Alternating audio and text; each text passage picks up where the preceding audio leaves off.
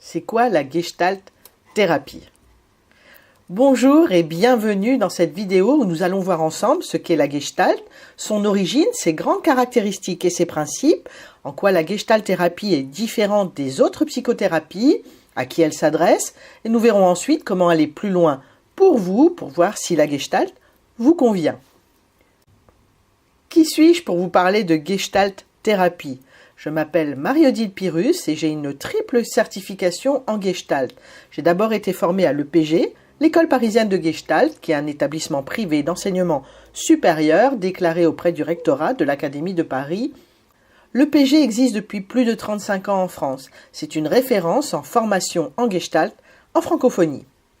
Je suis aussi certifiée d'accordance. C'est un 4e cycle de formation approfondie sur les processus corporels en Gestalt thérapie.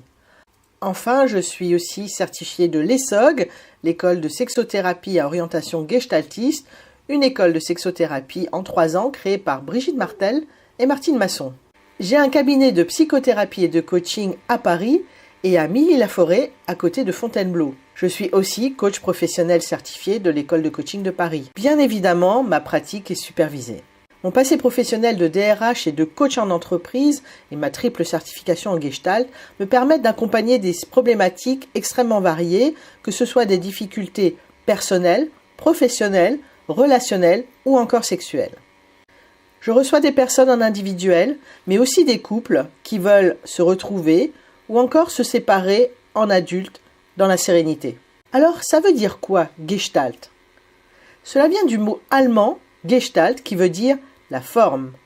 La Gestalt est en fait une théorie de la forme. Tout comme ces lampes à huile des années 80, il s'agit d'identifier la forme qui cherche à émerger du fond. En fait, il s'agit d'identifier ce qui cherche à se dire. Un peu comme dans ces dessins d'enfants où en reliant différents points, on finit par identifier une forme. Le travail de Gestalt thérapeute consiste à identifier les formes dans ce que vous dites, dans ce que vous montrez de vous-même et dans vos interactions avec votre environnement. Ça vient d'où la Gestalt? La Gestalt thérapie ou Gestalt est née aux États-Unis dans les années 50. Les principes de la Gestalt ont été élaborés par Fritz Perls, c'est un psychanalyste d'origine allemande, émigré d'abord en Afrique du Sud, puis aux États-Unis, où va finalement devenir célèbre dans les années 70, précisément en développant les bases de la Gestalt thérapie. En 1970, le magazine Life va même lui accorder une première page en le déclarant comme seul psychanalyste à vivre selon ses principes. Aujourd'hui, la Gestalt commence enfin à être connue en France. C'est une référence dans les psychothérapies aux États-Unis et en Amérique latine et on commence enfin à en parler sérieusement dans les magazines français, qu'ils soient grand public comme Psychologie Magazine ou encore professionnels comme le Journal des psychologues qui lui a récemment consacré tout un dossier. Alors c'est quoi la Gestalt thérapie? La Gestalt thérapie ou Gestalt est une psychothérapie humaniste existentielle. Je vais revenir sur ce point un tout petit peu plus tard. C'est une psychothérapie qui vise à la résolution des troubles émotionnels et comportementaux, essentiellement par un travail sur les interactions, c'est-à-dire les processus psychologiques et corporels de l'individu avec son environnement. C'est une psychothérapie dite existentielle car elle aborde les termes fondamentaux de la vie, à savoir la solitude, la finitude, la mort, la responsabilité, la quête de perfection, le sens de la vie et la sexualité.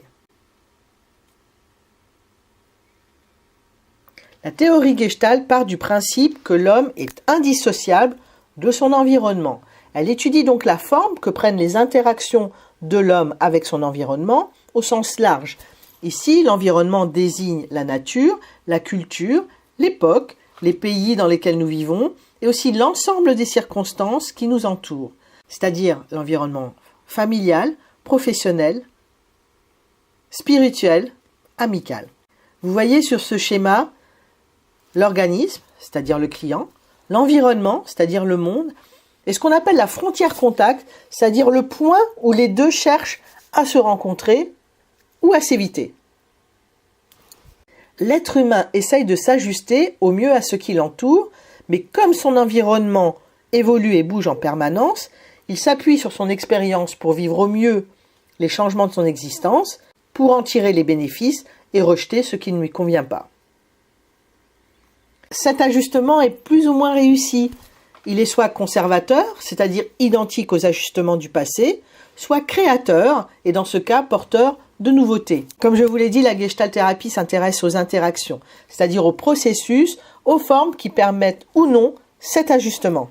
Pour comprendre les processus à l'œuvre, la Gestalt met l'accent sur le développement de la conscience. C'est ce qu'on appelle l'awareness. Et notamment la conscience de ce qui est présent dans le contact entre le thérapeute et le client.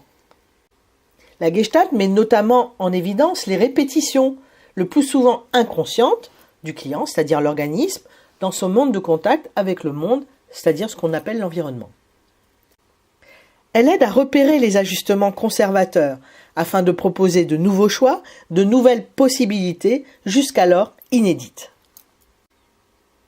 En quoi la Gestalt est-elle différente des autres psychothérapies ? Il existe un point de différenciation majeur, c'est l'engagement du thérapeute. Le thérapeute est engagé dans la relation thérapeutique, il est en contact direct et authentique avec son client. Le thérapeute va observer les mouvements du champ du client, mais aussi ses propres pensées et ses propres ressentis corporels et émotionnels. On parle d'implication contrôlée du thérapeute, dans laquelle le thérapeute va s'impliquer et se dévoiler en fonction de ce qu'il jugera utile de partager avec son client, dans l'intérêt de la thérapie de ce dernier, bien sûr. On dit que la Gestalt thérapie est une thérapie holistique qui mobilise les 4 dimensions de l'être dans l'existence humaine.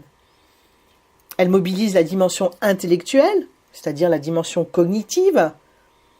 Elle mobilise la dimension émotionnelle. Elle immobilise la dimension relationnelle et aussi, bien évidemment, la dimension corporelle. La Gestalt est une thérapie vivante qui, pour être mobilisatrice, va utiliser des outils et des techniques variées. On va utiliser la phénoménologie, c'est-à-dire la description des phénomènes perçus. On va utiliser la mise en situation ou la mise en acte dans le cabinet des situations qui vous posent problème. On va utiliser les processus corporels.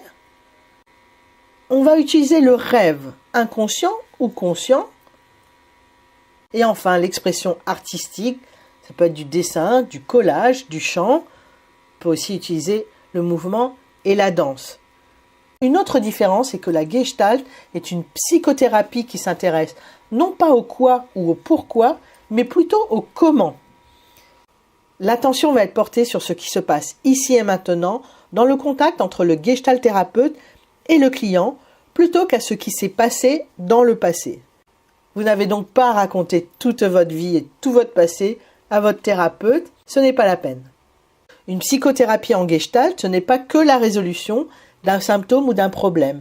C'est d'abord un travail sur l'être au monde, c'est une recherche d'une plus grande conscience de soi au monde afin d'augmenter ses possibles et ses choix existentiels. Suivre une psychothérapie en Gestalt, c'est rechercher une nouvelle organisation existentielle, c'est-à-dire une nouvelle façon de vivre sa vie. Alors la Gestalt, ça s'adresse à qui ? Ça peut être pour une dépression ou un burn-out, des difficultés professionnelles comme le harcèlement, des difficultés relationnelles, des difficultés familiales, une séparation, un divorce, un deuil, une addiction ou une dépendance affective, de l'anxiété, du stress, un trauma, une perte de confiance en soi ou une estime de soi en berne.